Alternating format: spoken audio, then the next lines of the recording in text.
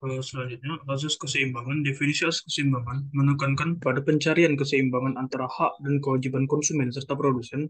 Hal ini berarti hak-hak konsumen dan diakui dan dilindungi, sementara pada saat yang sama, produsen memiliki hak dan untuk menjalankan bisnis dan menghasilkan produk. Contoh penerapan penyelarasan hak antara konsumen untuk menerima informasi yang akurat dan hak produsen untuk menjaga kerahasiaan resep atau metode produksi tertentu. Asas kepastian hukum, definisinya ialah asas ini menekankan pentingnya adanya peraturan hukum yang jelas dan dapat dipahami. Konsumen dan produsen perlu mengetahui hak dan kewajiban mereka agar dapat berperilaku sesuai dengan ketentuan hukum yang berlaku. Contoh penerapannya ialah penetapan standar keamanan yang jelas untuk produk tertentu, memberikan kepastian bahwa produk harus memenuhi standar tersebut. Habis itu, asas keadilan. Definisi asas keadilan menegaskan perlunya perlakuan yang adil dan setara bagi setiap bagi setiap pihak yang terlibat. Ini mencakup perlindungan terhadap praktik diskriminatif dan upaya untuk memastikan bahwa setiap individu atau entitas diperlakukan secara adil. Contoh penerapannya ialah mencegah diskriminasi dalam penyediaan layanan atau penjualan produk kepada konsumen. Dengan menggabungkan ketiga asas ini, hukum perlindungan konsumen dapat menciptakan kerangka atau asas eh, yang seimbang, adil, dan dapat dipahami oleh semua pihak yang terlibat. Keseimbangan dan prinsip keadilan membentuk dasar dan prinsip keadilan membentuk dasar untuk melindungi konsumen dan mengatur hubungan antar konsumen dan produsen.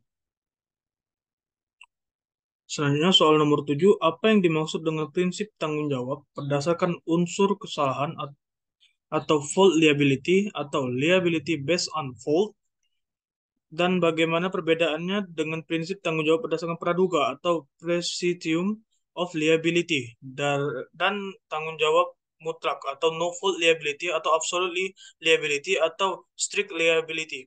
Jelaskan dengan mengumpulkan contohnya. Fault liability atau liability based on fault merujuk pada konsep tanggung jawab hukum yang didasarkan pada kelalaian atau kesalahan pihak tertentu. Dalam konteks ini, untuk ganti rugi, yaitu adalah atas tanggung jawab hukum seseorang perlu membuktikan bahwa pihak tergugat melakukan kelalaian atau kesalahan tertentu yang menyebabkan cedera atau kerugian, yaitu berarti konsumen, yaitu harus membuktikan bahwa si produsen telah melakukan kelalaian gitu. Dalam sistem hukum yang didasarkan pada fault liability, konsep kelalaian atau negligence seringkali menjadi dasar klaim hukum. Kelalaian terjadi ketika seseorang gagal mematuhi standar kehati-hatian yang wajar atau standar SOP yang wajar, dan tindak atau kelalaian mereka dapat mengakibatkan cedera atau kerugian pada orang lain. Contoh dari fault liability biasanya termasuk klaim hukum terhadap eh, biasanya sih ketika ada ada merek HP tertentu yang tiba-tiba dia tidak melakukan quality control pada device yang dia buat, sehingga mengakibatkan misalkan HP itu meledak padahal dia tidak pernah overheat atau digunakan seperti biasa, maka eh, konsumen atau pihak yang menggunakan eh, dalam sistem food liability ini bertanggung jawab jika dapat membuktikan bahwa mereka yang melakukan kelalaian atau kesalahan yang menyebabkan kerugian pada pihak lain. Sistem ini kontras dengan prinsip strict liability, di mana tanggung jawab ada tanpa memerlukan pembuktian kelalaian. Cukup dengan adanya cacat pada produk atau kegiatan. Berarti di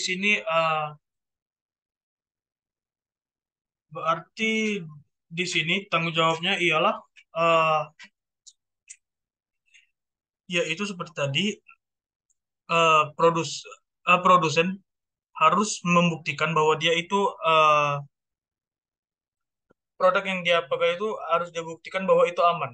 Sedangkan prinsip tanggung jawab mutlak atau absolute liability, definisi seseorang atau entitas bertanggung jawab, bahkan jika dapat membuktikan bahwa mereka telah berhati-hati sebaik mungkin di sini, kegiatan atau produk tersebut dianggap intrinsik berbahaya dan menyebabkan risiko tinggi. Contohnya, penerapan, misalkan di suatu perusahaan itu adalah perusahaan berbahaya atau nuklir, dapat terjadi kebocoran atau kecelakaan. Perusahaan tersebut dapat dianggap bertanggung jawab semua, meskipun telah mengambil semua langkah pencegahan yang mungkin. Dalam prinsip tanggung jawab ini, tanggung jawab praduga,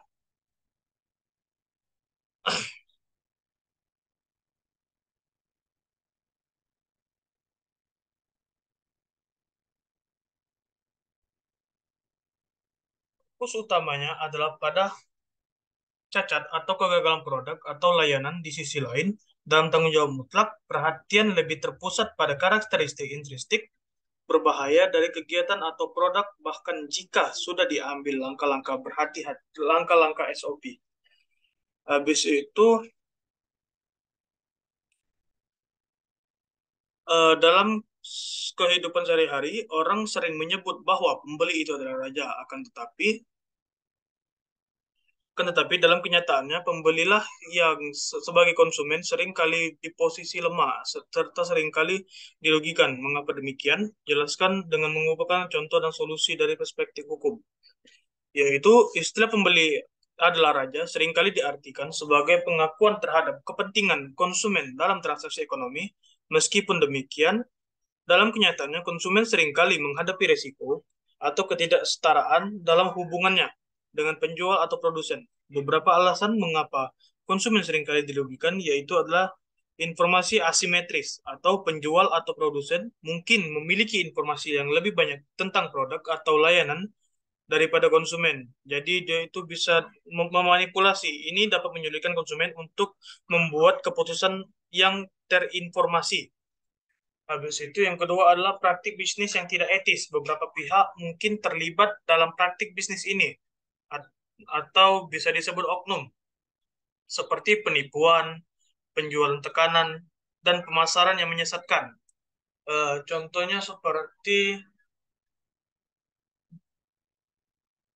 kalau dulu itu mungkin tahu gelang balance, itu adalah mungkin salah satu dari ini, yaitu adalah praktik bisnis yang tidak etis atau pemasaran yang menyesatkan.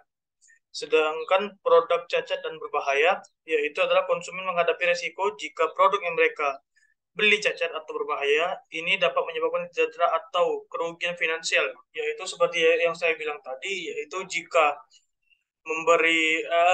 membeli HP yang smartphone atau barang apapun yang tidak melewati quality control yang ketat, maka kemungkinan besar akan terjadi malfungsi dari perangkat tersebut. Sedangkan solusi dari perspektif hukum perlindungan konsumen yaitu adalah Undang-Undang Perlindungan Konsumen membuat dan menyediakan perlindungan hukum bagi konsumen, termasuk regulasi terhadap praktik bisnis yang tidak etis dan memberikan hak-hak konsumen. Habis itu, informasi yang transparan mewajibkan penjual atau produsen untuk memberikan informasi yang jelas dan akurat tentang produk atau layanan, sehingga konsumen dapat membuat keputusan yang terinformasi.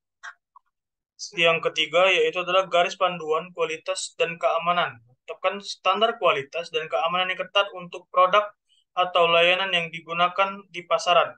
Yang keempat adalah hukum bagi pelanggar, yaitu adalah bisa dibilang di sini adalah produsen, yaitu menetapkan sanksi dan hukuman yang tegas bagi pelanggaran Undang-Undang Perlindungan Konsumen untuk mendorong penjual atau produsen untuk mematuhi standar dan hak-hak konsumen. Sekian dari saya, terima kasih. Assalamualaikum warahmatullahi wabarakatuh. Saya Hasril Dibuana Asri dari kelas E dengan NIM B1A121220, akan menjelaskan tentang UTS Perhukum Perlindungan Konsumen. Yang dosen pengampunya yaitu adalah Bapak Muhammad Palian Arsi Nugraha dengan mata kuliah Hukum Perlindungan Konsumen. Baiklah, saya akan mulai dengan Pertanyaan nomor satu,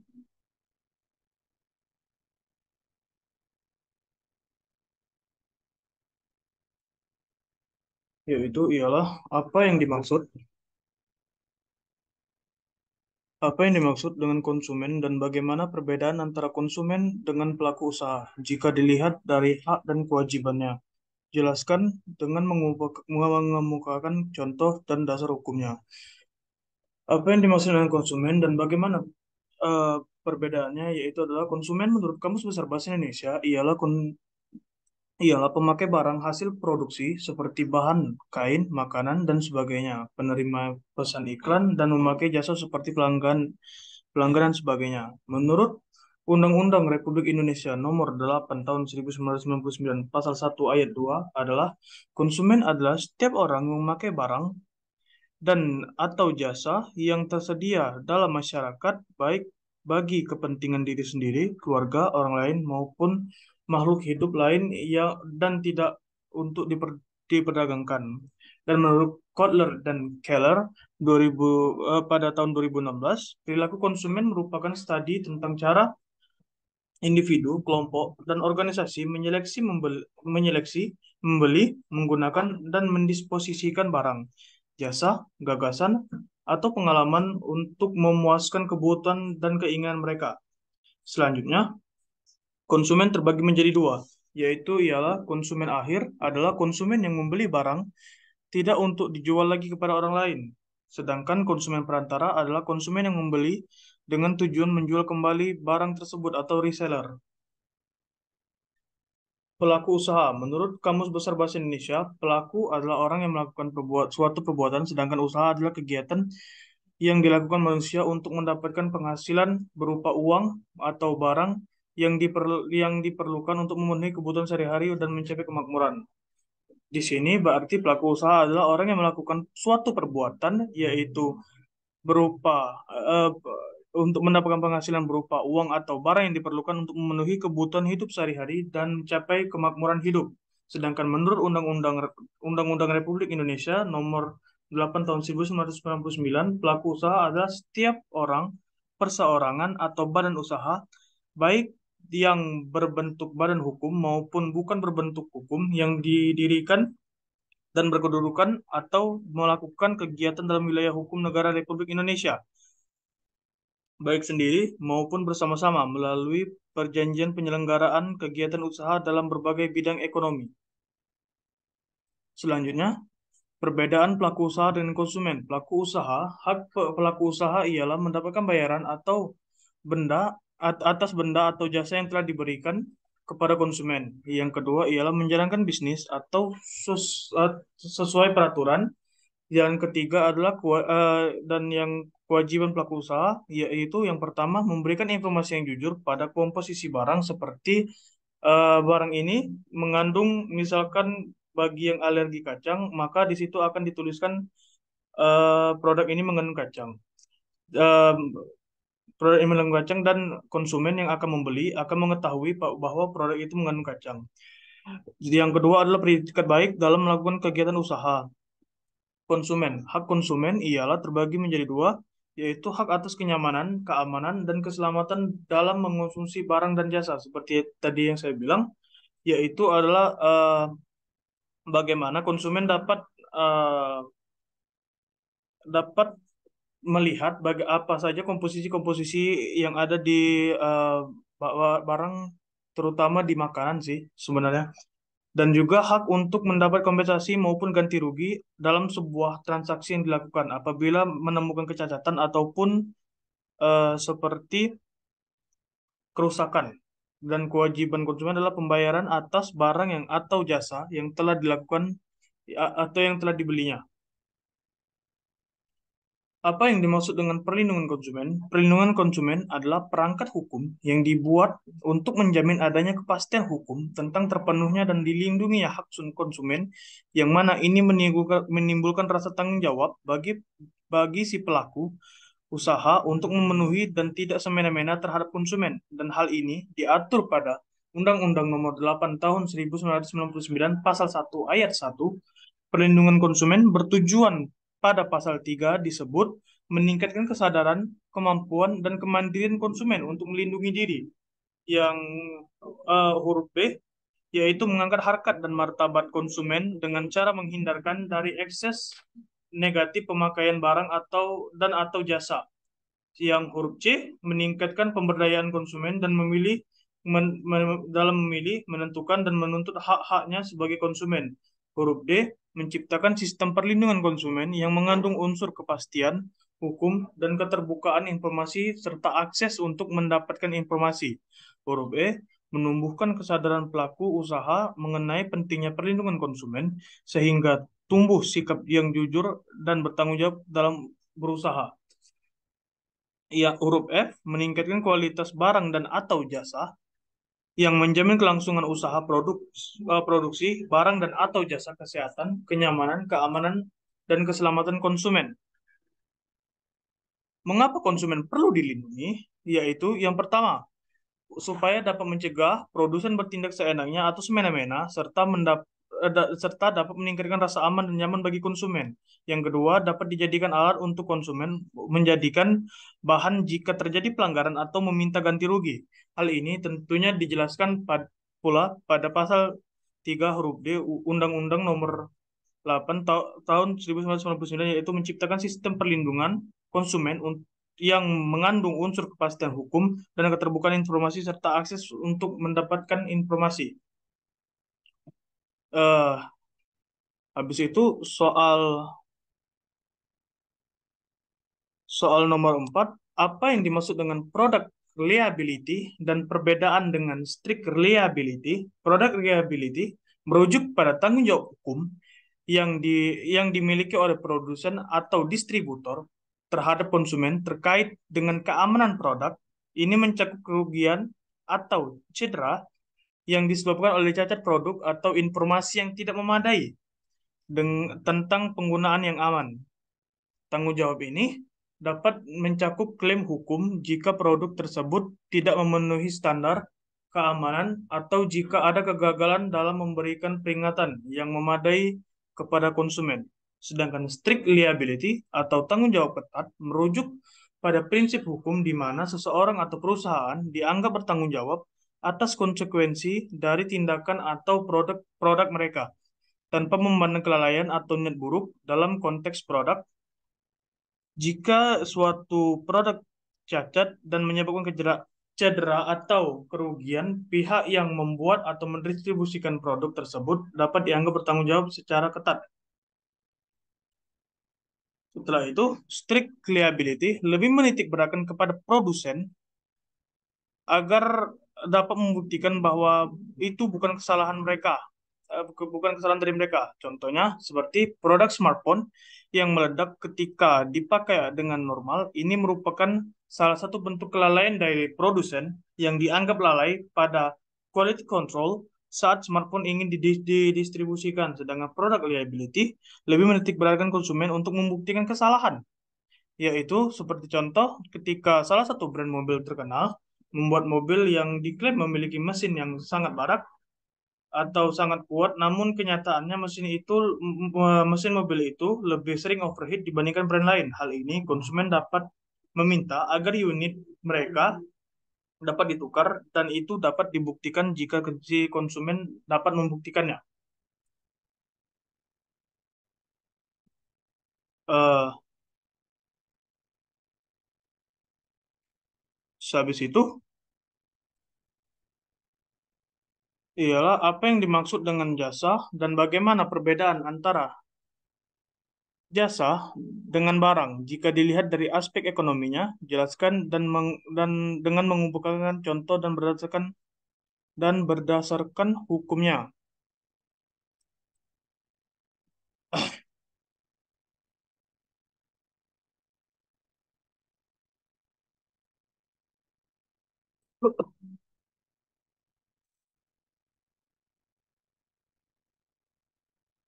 Jasa merujuk pada kegiatan atau pekerjaan yang dilakukan oleh seseorang atau entitas untuk memenuhi kebutuhan atau keinginan orang lain. Perbedaan jasa dan barang dari segi ekonomi dapat dicerminkan dalam beberapa aspek utama. Yang pertama adalah intangibilitas. Jasa bersifat intangible, yang berarti mereka tidak memiliki wujud fisik dan sulit diukur secara langsung atau bersifat abstrak. Contohnya adalah layanan konsultasi, pendidikan, dan perawatan kesehatan.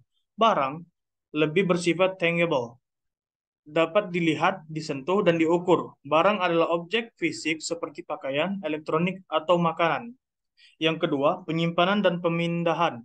Jasa tidak dapat disimpan untuk digunakan di kemudian hari. Misalkan waktu konsultasi dengan dokter tidak dapat disimpan dan digunakan kembali di masa mendatang. Sedangkan barang dapat disimpan untuk digunakan di masa mendatang. Barang dapat disimpan dalam gudang atau rumah konsumen atau di rumah konsumen. Sedangkan produksi dan konsumsi jasa sering kali diproduksi dan dikonsumsi secara bersamaan. Pemberian jasa biasanya melibatkan interaksi langsung antara penyedia jasa dan konsumen. Sedangkan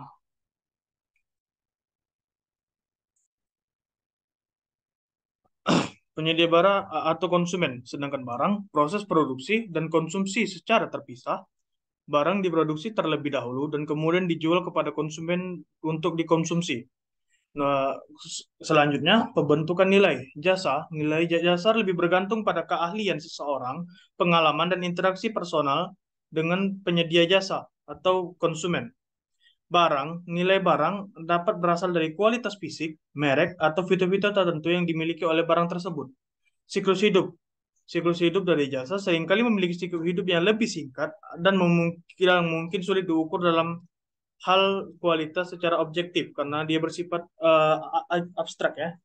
Barang dapat dapat memiliki siklus hidup yang lebih panjang dan kualitasnya dapat diukur dengan lebih mudah. Pemahaman perbedaan ini penting dalam analisis ekonomi karena jasa dan barang memiliki karakteristik yang mempengaruhi cara produksi, distribusi, dan konsumsinya. Tentu saja kalau misalkan di pajak itu eh, pajak ah,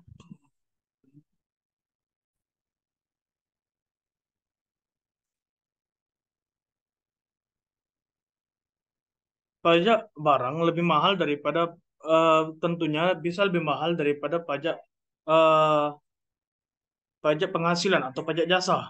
Eh, Seperti yang diatur dari peraturan presiden eh, di wajib pajak yang menjadi pemotongan PPh pasal 23 bisa berupa badan pemerintah subjek subjek pajak badan dalam negeri, penyelenggaraan kegiatan BUT, perwakilan perusahaan negeri luar, yaitu umum sesuai tarif umum yang berlaku pada PPh atau pajak penghasilan 23 atas jasa sebesar 2% dari jumlah bruto nilai jasa tidak termasuk PPN. Namun apabila pemberi jasa tidak memiliki NPWP, maka diberlakukan tarif 100%. Selanjutnya, apa yang dimaksud dengan asas keamanan dan keselamatan konsumen? Asas keamanan dan keselamatan konsumen adalah di mana produsen bisa menjamin bahwa produk mereka itu terjamin kualitasnya atau keselamatannya. Biasanya itu misalkan di makanan itu adalah di belakang, yaitu di komposisi. Komposisinya jika komposisi lengkap, maka konsumen akan merasa terlindungi dan merasa aman. Sedangkan sedangkan eh, dalam asas keseimbangan, yaitu definisi asas keseimbangan adalah menekankan pada pencarian keseimbangan antara hak dan kewajiban konsumen serta produsen. Hal ini berarti hak konsumen diakui dan dilindungi, sementara pada saat yang sama produsen memiliki hak untuk menjalankan bisnis dan menghasilkan produk. Contoh penerapan yaitu penyelarasan antara hak konsumen yang akurat dan produsen untuk menjaga kerahasiaan.